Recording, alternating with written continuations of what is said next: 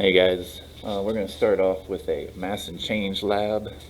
Um, you should have this downloaded, and you can write in your data, follow the instructions. I'm going to do this along with you.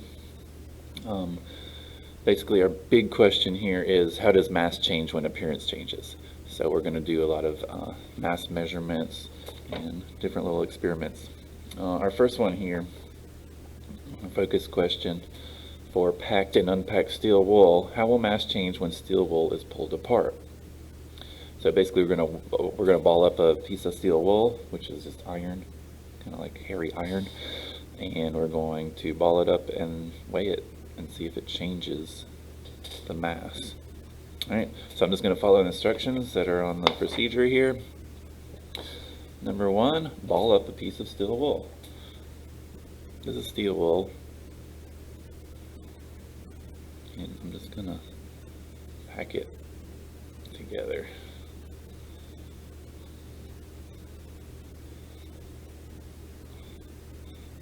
Steel wool ball. So I'll put this on the scale.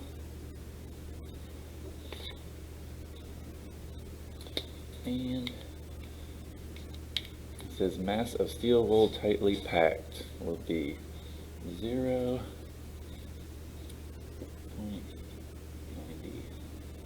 grams. Now, I'm going to pull the steel wool back apart. So if you guys watch this, pulling it apart. Now for your hypothesis, you should do this beforehand. Do you think this is going to weigh more or less than the compact ball? So write that as your hypothesis, and then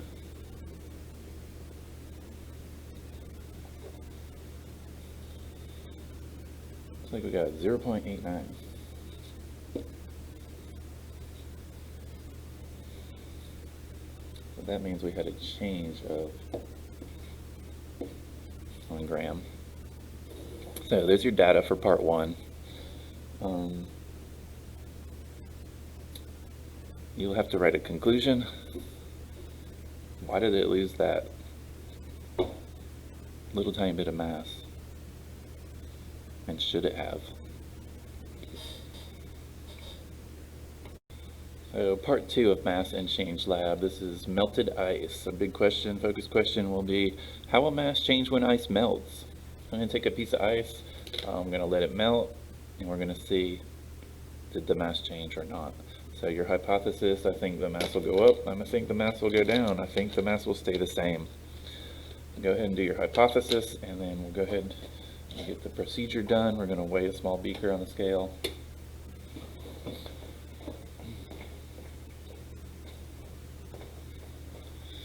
And we'll write that mass down. It's 5130. Part two, place ice in the beaker. Put that ice in there. Mass of beaker in ice is 59.17. And now we're going to let that melt. So it looks like our water was 59.19 after the ice melted. Alright, here is part three of Mass and Change Lab. This is precipitate. Precipitate is a solid that forms when we mix two liquids together, two solutions. So, what do you think? Is it going to increase the mass, decrease the mass, or is it going to stay the same when the precipitate forms? You can write your hypothesis now. I went ahead and weighed an empty vial on a scale. That's number one, 5.49 grams. I filled the vial with a third of calcium carbonate, and that came out to 11.08 grams. And the mass of the NaCO3 right here will be 11.08 minus 5.49. And then I got the second vial here, which is 549 and 9.08. So you're going to subtract that to get your amount of liquid in there. All right.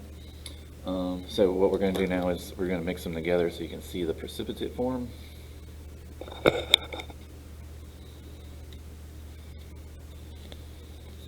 And you can see that that is a clear liquid.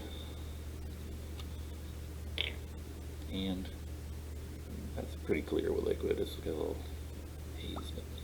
So when I put them together,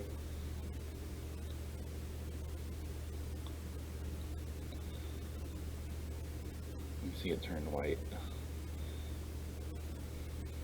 And if we let it sit there for a while, we'll see that this white will settle out and we'll actually get a solid at the bottom. And that is the precipitate. Okay. So we need to weigh this guy. Mass of precipitate and vial. 14.47. So you'll have to subtract out the vial and to get your mass of precipitate, and then write a conclusion. Now, did it lose mass? Did it gain mass? Did it stay the same? And you can try to tell me why in your conclusion. All right, here's part 4 of your mass and change lab. This is burning the steel wool. So we're going to take the ball of steel wool again, this guy, and we're going to weigh it. And it's still 0.89. And now we're going to take it using tongs, and we're going to take it to the Bunsen burner. I'm going to show you how to work that thing.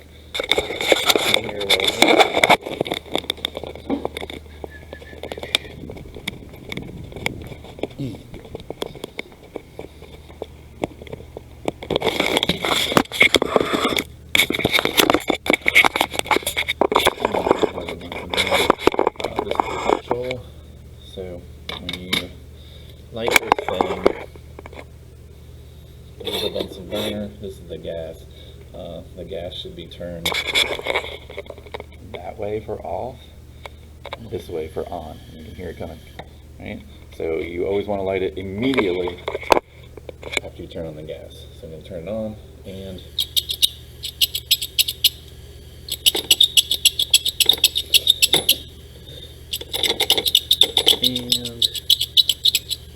failure. There we go. Alright, so I'm just going to take this. There we go.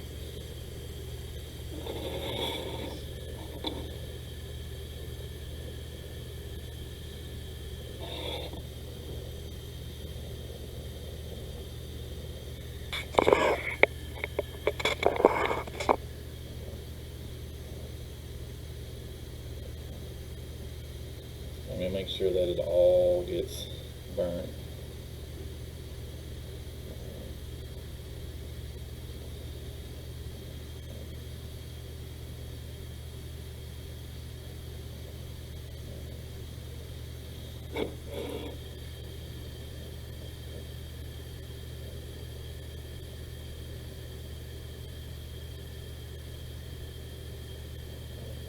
It's pretty burnt. Alright, I'm going to turn the gas off and we'll head back to Alright, here's part 5 of your mass and change lab. This is just dissolving sugar. So if we dissolve sugar, we can weigh the water, we can weigh the sugar, and then when we put them together, we can weigh that. So is there going to be any change in the mass if we do this? Alright, first thing we do, weigh a small beaker on the scale. 8.58.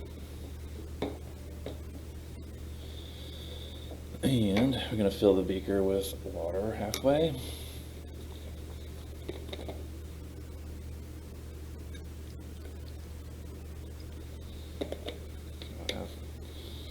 And we're going to mass the water in the beaker. 12. Alright, so you can find the mass of your water by subtracting, you can't see that? by subtracting out the beaker. Okay, now we're going to get another beaker. This is beaker number 2. I'm going to weigh that guy. And it is 8.58 as well.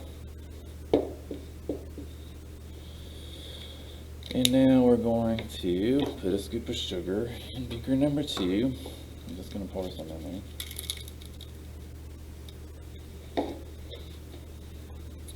And mass the sugar in the beaker.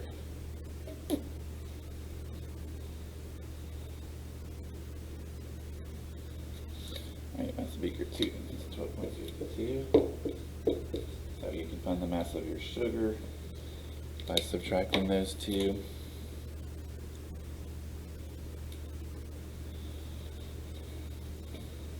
Now we're going to mix sugar.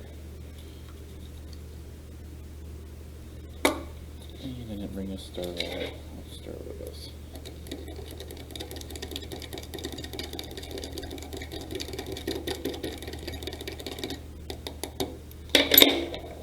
Alright, so we got some sugar water there. And we're going to mass the sugar water.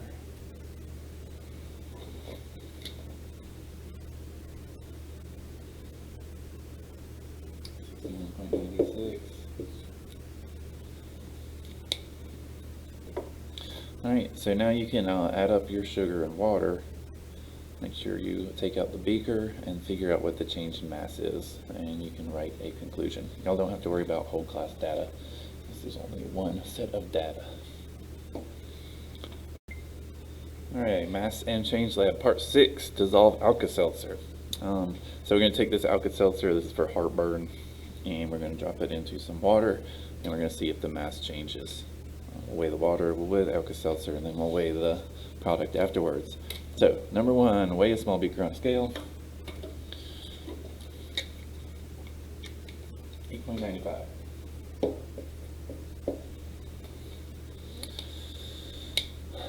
Fill beaker halfway full of water.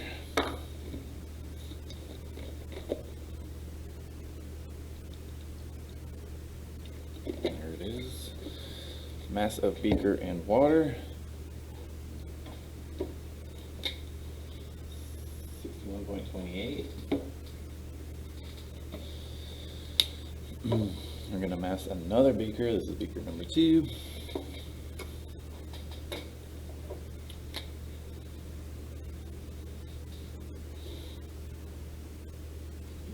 8.57. So you'll have to subtract out your beaker from your mass of water to find your actual mass of water.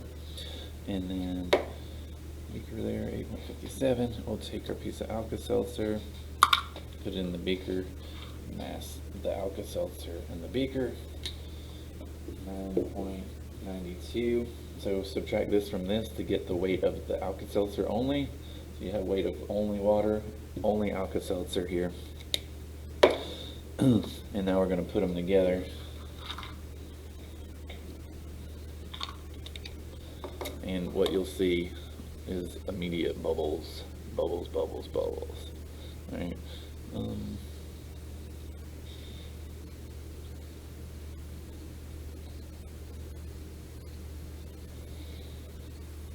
So I'm gonna let this dissolve. You don't have to sit here and watch it. All right, so our Alka-Seltzer is all dissolved. You can still see there's a lot of bubbles in there. And they'll keep popping if I shake it, but I'm go ahead and weigh it. So mass of Alka-Seltzer and water, 62.46.